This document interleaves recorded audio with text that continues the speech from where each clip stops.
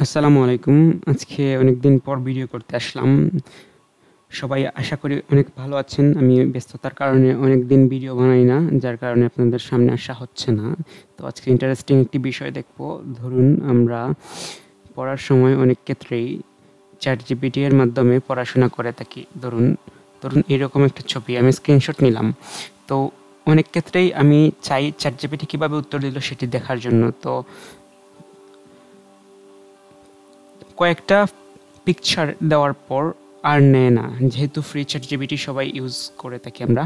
তো কয়েকটা পিকচার দেওয়ার পর পরবর্তীতে আর নেয় না, তখন দেখায় যে get get plus for more uploads, মানে 14 ঘন্টার মধ্যে আমি আর আপলোড করতে পারবো না। তো এই সমস্যা আপনি খুব সহজেই দূর করতে পারবেন। আপনি ChatGPT-কে দূর ঠেলে দেবেন। আপনি আপনি নিয়ে আসবেন মাইক্রোসফট এজ।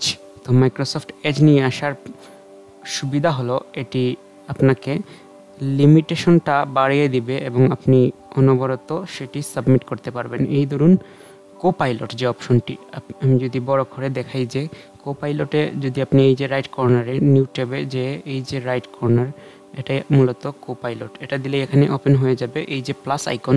এই প্লাস আইকনে আপনি আপলোডে দিলেই আপনার লোকাল ফাইল ম্যানেজার ওপেন হবে। আমি যে লাস্ট স্ক্রিনশটটি নিয়েছিলাম সেটি সিলেক্ট করে ওপেন করে নিলাম।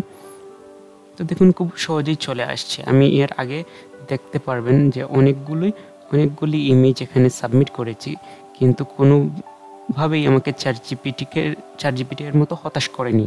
তো আজকে আপনাদের এই ট্রিক্সটি বলে দিলাম। এখানে আমি সাবমিট করলেই আমাকে সব ডেসক্রাইব ইমেজের অপশনগুলো দিয়ে দেবে। তো এই ক্ষেত্রে সুবিধা হয় কি, আপনারা লিমিটলেস পড়াশোনা করতে পারবেন, যাতে করে আপনাদের পড়াশোনায় কোনো প্রবলেম না হয়। তো এই যে আমি যদি বাঁদিকে একটি জিনিস রেখে আর সার্চ করে এখানে পড়তে থাকি, তো কত সুবিধা হচ্ছে।